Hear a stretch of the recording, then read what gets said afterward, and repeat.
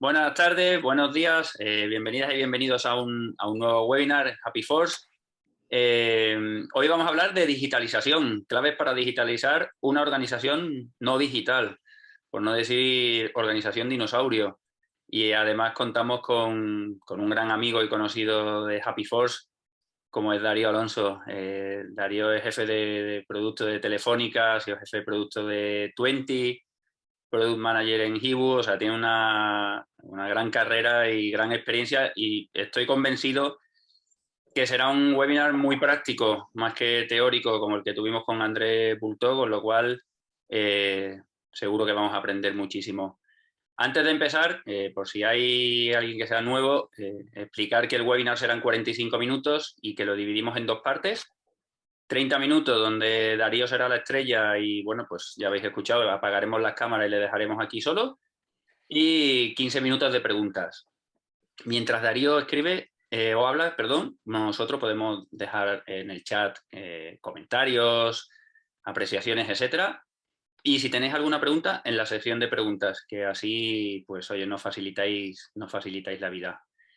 Y dicho todo esto, pues la verdad es que, como decíamos al inicio en el previo, tenemos 4 puntos que los podemos ir ligando uno con el otro, ¿no? Que es Product Management y gestión de personas en equipos, transformación digital en dinosaurios del siglo XX, entrepreneurship, el valor de las organizaciones en el futuro y casos prácticos, ¿no? Yo creo que aquí Darío pues, nos va a contar un poco en qué ha estado metido y cómo lo ha ido trabajando.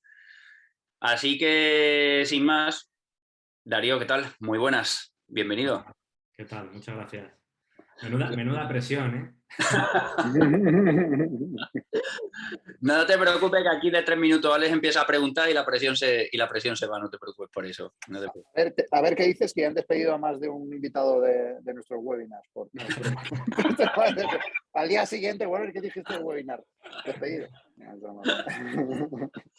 Oye, Darío, antes estábamos hablando desde qué año nos conocíamos, 2010, cuando estabas en Hibu, que yo creo que era el momento en el que Páginas Amarillas quería pasar de páginas a digitalización, aplicaciones, hasta ahora que estás en Telefónica. ¿Por qué no nos cuentas 2 minutos? Yo creo que sería interesante quién eres y de dónde vienes para situarnos en contexto y yo creo que ya podemos empezar a hablar de digitalización. Venga, genial.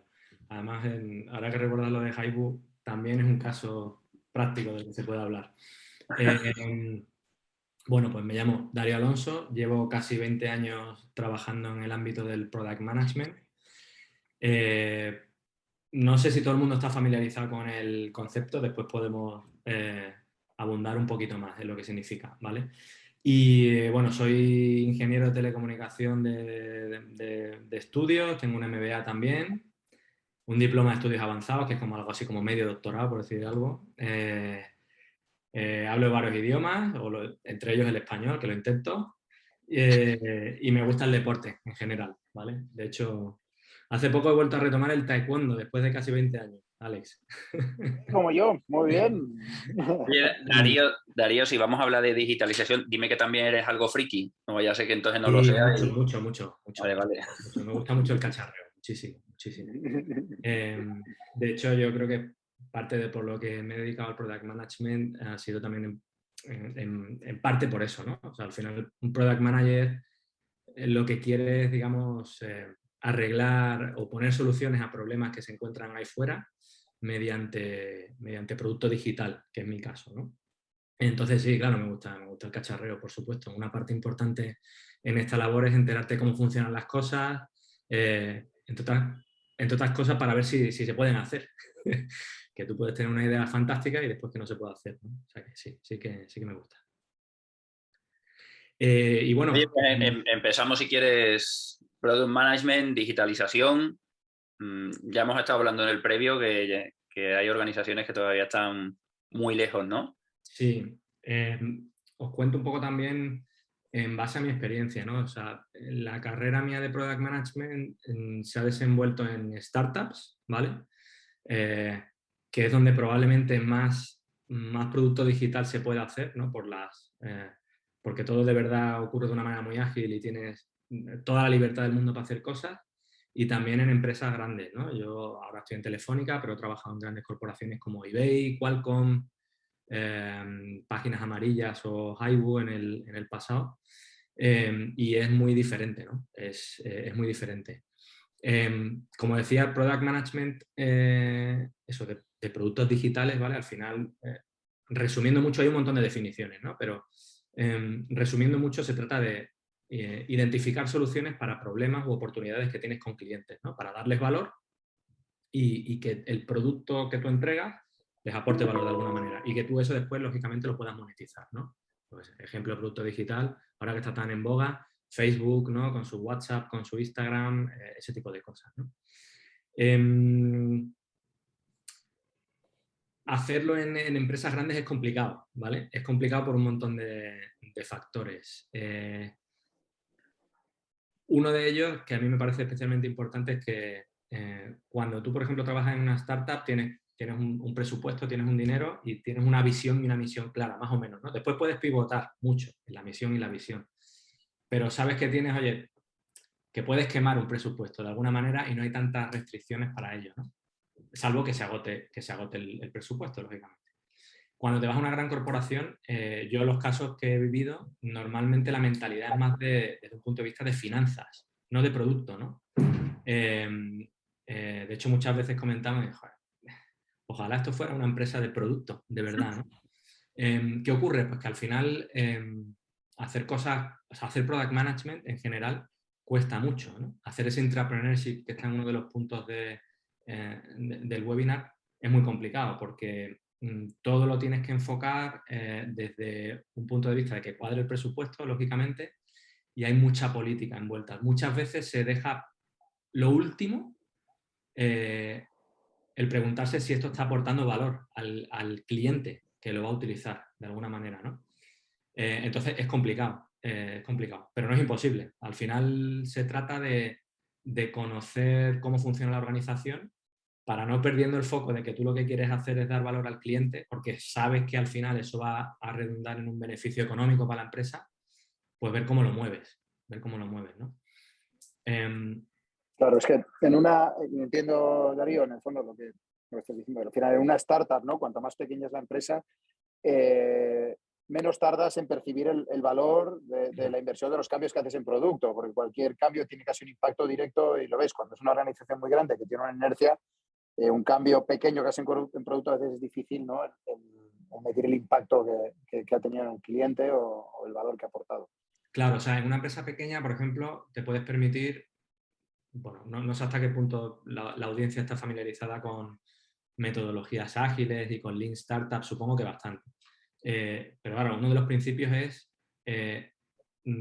haz entregas lo más rápido posible de cualquier cosa, ¿no? O sea, parte el trabajo en trocitos, sácalo lo antes posible, obtén información y con eso iteras, ¿no? Eso, por ejemplo, una empresa grande es más delicado porque claro, al final puedes tener millones de clientes, ¿no? Y hay muchas veces mucha parálisis, mucho miedo a equivocarse, que va justamente en la línea opuesta de decir, bueno, voy a salir, voy a equivocarme y aprender del error para dar un producto mejor, ¿vale? Entonces, eso lo hace complicado. No es imposible, pero sí que es verdad que es más complejo. Una pregunta, Darío. Product Management, ¿vale? Que hace un poco la definición que nos has dado, ¿no? Y ¿qué tiene que ver con la gestión de personas? ¿Es también People Management o es también... Es mucho... ¿Cuánto de People Management hay en la gestión de productos? Pues probablemente un 90% de lo que hacen, ¿no? Porque, a ver, los equipos de producto con los que normalmente, o los equipos envueltos en los productos en los que yo he trabajado y trabajo, tienen muchos perfiles, ¿no? Normalmente sueles tener un equipo, digamos, a tu cargo, que son ingenieros y diseñadores, sobre todo. No solo diseñadores de UX y de UI, también puede haber gente de research, o suele haber gente de research. Igual si estás embarcado en un proyecto complicado tienes a alguien que haga project management, PMO, y después tienes gente fuera, ¿no? O sea, el caso de una gran corporación suele ser así. O sea, tú no haces un producto tú solo en un equipo aislado y que empiezas a hacer delivery y directamente lo sacas a los clientes y los clientes hablan contigo, ¿no? En el caso de empresas, por ejemplo, como Telefónica, normalmente tenemos un ecosistema de equipos y todos colaboramos en sacar el producto a la calle.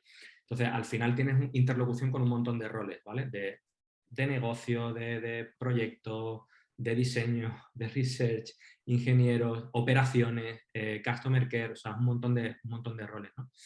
Entonces, esta labor te requiere gestionar personas, ya sean porque te estén reportando a ti directamente, o ya sean porque directamente necesitas también una relación con ellos para que el producto lo puedas sacar, ¿vale? Entonces es muchísimo. O sea, probablemente una de las soft skills más necesarias para desempeñar bien este rol es tener un poquito de don de gente, empatía, este tipo de cosas. Oye, o sea, estamos hablando, como dice Alex, ¿no? Estamos hablando de digitalización y hablamos mucho de personas, ¿no? Hablas de product management y hablas de un equipo. O sea, ¿cuál es el primer reto al que te enfrentas cuando vas a innovar o a digitalizar una compañía y te dicen, oye, Darío, eres el product management, ¿cuál es tu primer reto? He tenido varios, pero uno bastante significativo ha sido, bueno, dentro de Telefónica, cuando... o sea, yo en Telefónica vengo de Twenty, de la red social y la operadora móvil virtual, y hubo un momento en el que en esta operadora móvil virtual nosotros hacíamos un producto digital, aunque fuéramos una operadora, ¿no? Que al final el producto que vende una operadora es acceso a red, básicamente, ¿no? Sobre todo una virtual, que al final es una tarjeta SIM para hablar y para navegar, ¿no? Por entonces, ahora se dan más cosas. Pues nosotros pusimos encima de ese producto que compra el cliente, pusimos lo que nosotros consideramos un producto digital. Es una aplicación que daba un valor añadido al cliente que compraba la tarjeta SIM del operador, ¿vale? Entre otras cosas, dábamos un servicio de llamadas IP. O sea, como las llamadas de WhatsApp, ¿vale? Pero que también podías llamar a cualquier número de teléfono y tu número de teléfono lo podías utilizar en la nube también. O sea, no te hacía falta una SIM para recibir llamadas. O sea, tú te podías ir Estuve, por ejemplo, en Sudáfrica en el 2015 y simplemente con el wifi recibía llamadas sin pagar roaming en mi número de teléfono español, ¿no? O sea, hacíamos cosas de este tipo. ¿Qué ocurrió? Pues que conseguimos que a través de digitalizar al cliente, ¿vale? O sea, de hecho, el enfoque de la empresa era digital muy desde el principio, ¿vale? Lo que se llama en la industria normalmente un negocio greenfield, ¿no? O sea, desde el principio decía, bueno, vamos a arrancar una operadora, un negocio nuevo que va a ser digital desde el principio, ¿vale? De hecho, cuando vendíamos las SIMs, enviábamos la SIM a casa y decíamos, esto no es una SIM, es una app, ¿vale? ¿Por qué? Porque lo que queríamos era que el cliente desde el primer momento fuera digital. No que primero fuera cliente y después se digitalizara, ¿no? Que es uno de los grandes problemas que hay en digitalización. ¿Qué ocurrió? Pues que, por ejemplo, normalmente, o sea, todos los años, durante años sucesivos, nos dieron premios como la operadora mejor reconocida, con mejor atención al cliente, y no teníamos un número de teléfono. Todo lo resolvíamos con medios digitales. Había un chat y después había, bueno, pues las típicas comunidades y FAQs y cosas de este tipo. Pero claro, el número de casos de soporte que teníamos eran pocos porque la propia aplicación resolvía mucha casuística. O sea, el producto que poníamos sobre lo que le vendíamos a los clientes daba una experiencia suficientemente buena como para que ellos tuvieran pocos problemas. Y cuando los tenían, pues los resolvíamos con la propia aplicación también por un chat, ¿no? Entonces, pues eso, tuvimos bastante éxito con esto. ¿Qué conseguimos demostrar? Pues que la gente se quedaba más con la operadora, o sea, teníamos un nivel de retención más alto y encima gastándose más dinero al mes aquellos que utilizaban la aplicación que los que no. Pues ¿qué pasó? Pues que había que llevar la primera marca, ¿vale? Entonces, llevar la primera marca fue el gran reto porque cuando montamos la operadora, la aplicación, todo lo hacíamos nosotros, ¿vale? O sea, nuestros stakeholders éramos nosotros y los clientes que nos compraban las SIMs. Cuando pasas a primera marca, que de hecho empezamos El primer país en el que salimos fue en Telefónica Argentina, que fue un proyecto grande, pero el grande de verdad fue cuando salimos en Brasil, ¿vale? Brasil, para que os hagáis una idea, Telefónica tiene algo así como 70 millones de clientes. O sea, solo Telefónica Brasil tiene más clientes que la población de España, ¿vale? Entonces, claro, os podéis imaginar lo que supuso el decir, bueno, vosotros tenéis una aplicación ahora para vuestros clientes, vamos a llegar nosotros y vamos a reemplazarla con nuestro concepto, ¿no? de lo que tiene que ser una aplicación de atención al cliente de una operadora. Entonces, claro, eso fue como un choque de trenes, ¿no? De decir, bueno, aquí vienen unos chavales que trabajan en modo startup, muy ágil, todo, con comunicaciones muy directas, muy transparente todo, no hay jerarquía, y de repente te plantas con eso, el monstruo de una operadora donde todo funciona muy por silos, con mucha jerarquía, muy top-down, te encontrabas cosas como que la gente... Era muy gracioso, pero nos pasaba a veces que estábamos en una reunión y si entraba alguien que era superior a otra persona que estaba en la sala, la persona que le reportaba automáticamente se callaba y dejaba de opinar. O sea, era como muy militar todo. Eso lo he visto en todas las OVs, en todas realmente, ¿no? Entonces fue un reto muy grande porque no solo teníamos que hacer este proyecto, sino que para mí, desde el principio yo lo enfoqué como que realmente lo que había que hacer es transformar digitalmente la organización desde dentro. Y la manera de atacarlo fue contarles cómo trabajamos, cómo queríamos trabajar con ellos para hacer que sus objetivos fueran también los nuestros, ¿no? O sea, aplicamos un enfoque de, bueno, una técnica de diseño que se llama Service Design, que en el fondo es eso, es entender, que es sentido común realmente, o sea, es entender qué quiere tu cliente o qué quiere tu socio, ¿no? Porque todo lo enfocamos desde el punto de vista de yo no soy un proveedor y tú eres mi cliente, somos socios, ¿vale? O sea, tus objetivos y los míos van a ser los mismos. Entonces empezamos por ahí, por definirlos, y a partir de aquí definimos una metodología de trabajo pues para coordinar equipos, para que todo lo que hiciéramos fuera en función de cumplir esos objetivos, etcétera, etcétera, porque venían normalmente de trabajar con proveedores externos en los que, bueno, hacían una RFP, ¿vale? Un pliego de requisitos, una especie de concursos, el proveedor que ganaba pues recibía los requisitos, ejecutaba y santas pascuas, ¿no? ¿Qué pasa con eso, en mi opinión? Que al final se puede ver muy comprometido el valor final que le das al cliente. Hombre, Porque, claro, es que ahí, ¿cuál es el objetivo? Cumplir con los requisitos del papel. Y eso igual no es lo que necesita ahora la empresa o el cliente o el usuario. exacto, o O sea, sea, así te enfocas más en ejecutar y en tener un output, ¿no? O sea, un entregable, pero independientemente del outcome, ¿no? Del impacto que tú generas con eso. claro. ¿Y qué pasa, por ejemplo, si se rompe la relación con ese proveedor, ¿no? Pues se puede quedar descolgado un elemento importante de la experiencia que tú le das a tu cliente, ¿no? Entonces nosotros lo enfocamos mucho desde el punto de vista de, a ver, el objetivo es el mismo, tenemos que ponernos de acuerdo en este objetivo conjunto, en cuáles van a ser las iniciativas que vamos a perseguir para llegar a ese objetivo, cómo las vamos a medir, y a partir de ahí ya nos organizamos para trabajar, ¿no? De hecho, hemos inculcado mucho todo lo que es el tema Agile y maneras de trabajo Agile en corporaciones grandes como Vivo o Telefónica de España. Que cuando empezamos era impensable. O sea, de hecho, cuando les contamos estas historias, algunos nos decía, ya están aquí los de Harvard, ¿no? Los de aquí vienen los cerebrines a contarnos. Y lo bueno es que después con el tiempo, pues se ha reconocido no solo por los clientes, porque las aplicaciones no paran de crecer en uso, sino también internamente en la compañía nos lo reconocen mucho, que bueno, que hemos cambiado bastantes cosas.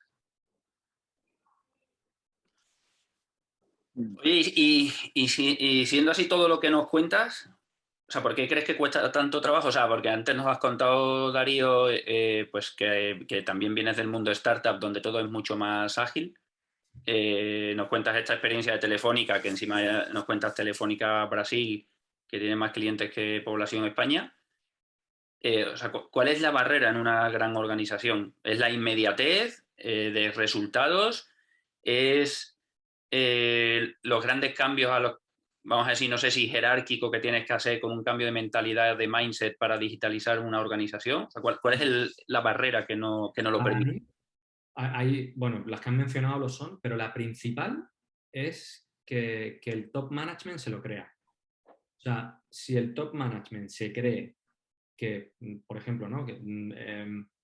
Lo del entorno VUCA ¿no? El volátil, incierto, etcétera, ¿no? Que hay ahora, ¿no? Y por qué se están aplicando metodologías ágiles o muchas empresas quieren adoptar la metodología ágil, ¿no? O sea, en el fondo no es más que un tema de supervivencia. O sea, hoy en día todo cambia tan rápido que tú no te puedes permitir ciclos de 3 años, super waterfall. No, estoy planificando un año y al segundo año voy a ejecutar y al otro. A los 3 meses te han llegado 3 startups que te han adelantado por la derecha. Entonces, si tú quieres transformar una organización grande y adoptar estas metodologías ágiles y esta digitalización, necesitas que se lo crea el top management, que ellos lo incorporen de verdad y a partir de ahí lo empujen y creen el contexto necesario para que esa digitalización sea factible, ¿vale? ¿Qué significa poner el contexto? En mi opinión no vale solo con montar un plan y contar a la gente lo que es trabajar Agile y ahora poneros a trabajar en Agile. Es empezar con cosas como decir, marcar una visión y un objetivo muy claro, ¿vale? De a qué se quiere llegar. ¿Cómo lo vas a medir? Y a partir de ahí decir a los equipos, pues eso, cómo se tienen que organizar en tribus o en equipos Agile, cómo tienen que enfocar este trabajo frente al cliente, ¿no? Esta adopción de enfoques como el Service Design. O sea, a partir de ahí puede escalar todo hacia abajo. Porque si el management no se lo cree, te van a ocurrir cosas como que te pongan un objetivo donde prime más pues esa inmediatez que decías, ¿vale? Por ejemplo. Dame un segundo, de verdad. Puedes hacer los deberes con la niña, ¿eh? O en el niño, tranquilo. ¿Qué ha aparecido por ahí? Aparece el niño, le está preguntando cuánto es 3 por 2 y tiene que ir a por la calculadora, ¿te imaginas?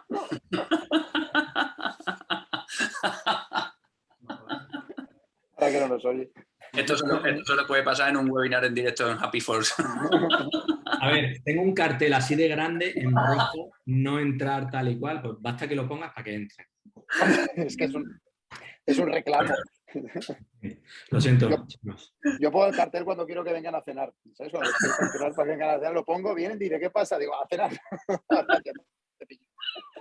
Ay, Dios mío. Bueno. No te preocupes, Darío. En Happy Force aquí, en los webinars, está permitido todo, incluso hacer los deberes en directo, o sea que no te preocupes por eso. Oye, una pregunta, que nos quedan 5 minutos y no me quiero ir sin esta. El tercer punto que hablábamos de entrepreneurship, no sé si te refieres a crear departamentos de innovación. Cuéntanos un poco, porfa. Sí, sobre todo es pues, este concepto startupero, ¿no? Pues cómo lo traes a la gran empresa. O sea, a mí también se me dio un caso en el que, bueno, ocurre yo creo que con relativa frecuencia en las grandes corporaciones que de repente te encuentras con que tienes que ver cómo tu unidad pues tiene que evolucionar, ¿no? Y tiene que encontrar pues, cómo aporta valor a la organización, ¿no? Entonces, esto se trata de traer, o como lo he visto yo, ¿no? Se trata de traerte el concepto de... imagino que yo soy un emprendedor, ¿no? Que monto una startup y le voy a vender mi pitch, ¿no? Mi elevator pitch a un comité de inversores, ¿no? O a un capital riesgo. Pues cómo te traes este concepto a una gran corporación, porque en cierto modo funciona bastante parecido, ¿no? Lo que decía antes al final hay unas finanzas con las que tienes que cumplir, tienes que argumentar por qué el negocio tiene sentido para la organización, ¿no?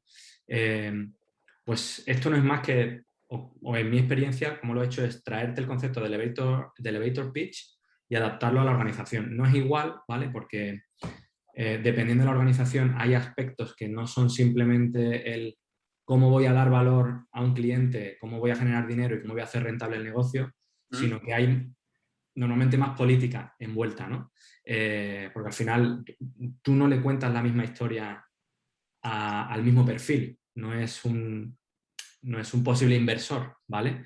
Sino que es, pues, para empezar, tu jefe, después el jefe de la unidad, después se lo tienes que contar yo qué sé, al negocio con el que tienes relación directa y yo qué sé, y hablas con la gente de canales, puedes tener impacto en, yo qué sé, en un montón de perfiles diferentes que te hacen que tengas que modular ese discurso según tu interlocutor, ¿no? O sea, la esencia no cambia, pero sí que es verdad que parte de lo que he aprendido es que hay que conocer bien la organización y en función de a quién le cuentes qué, modular mucho el mensaje. Y es como, yo lo veo como un videojuego, ¿no? Vas pasando etapas hasta que llega un momento en el cual te dejan hacerlo.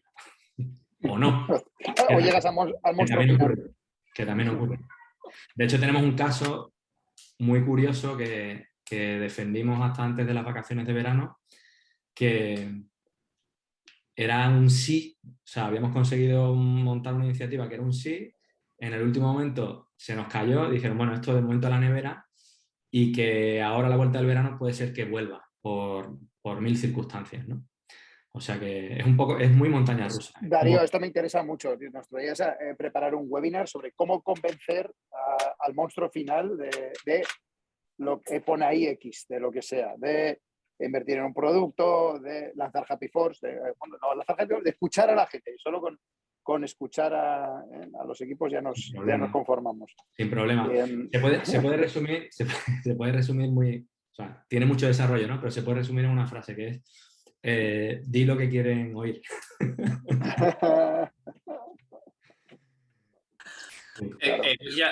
Darío, haz lo que quieras, ¿no? ¿Quién es el primer monstruo de ese videojuego al que tienes que matar? Hombre, más que matarlo es convencerlo, ¿no? Pasar la fase. Normalmente suele ser el director de tu área, ¿vale? O sea, al final el rol de director en el caso concreto de Telefónica, pero bueno, pasa en cualquier otra gran corporación, es muy similar. Es como ese primer filtro que te va a decir, oye, pues sí, apostamos por esto o no, ¿vale? Porque al final tiene muchas implicaciones. O sea, empujar algo así, o sea, tienes que contar todo lo que quieres hacer y eso implica todo lo que necesitas para montar eso, ¿vale? Y eso implica recursos de todo tipo, de ingeniería, de diseño, de marketing, o sea, tienes que pensar el go-to-market, tienes que pensar si tienes que comprar cosas fuera, Entonces, es una inversión, digamos, para el área que hay que justificar muy bien. Entonces, es el primero al que tienes que convencer. Vale. No sé. Alex, no sé si vas a decir algo. No. Ah, vale. De todos sentidos. Oye, pues hemos llegado al final, Darío. Ya como te dije, esto pasa súper rápido. 30 minutos. Quería agradecerte muchísimo que hayas estado aquí con nosotros. A mí especialmente me ha hecho mucha ilusión y seguro que a Alex también, después de 11 años, vernos la primera vez en un webinar de Happy Force y sobre todo, bueno, pues de haber aprendido cómo digitalizar grandes organizaciones.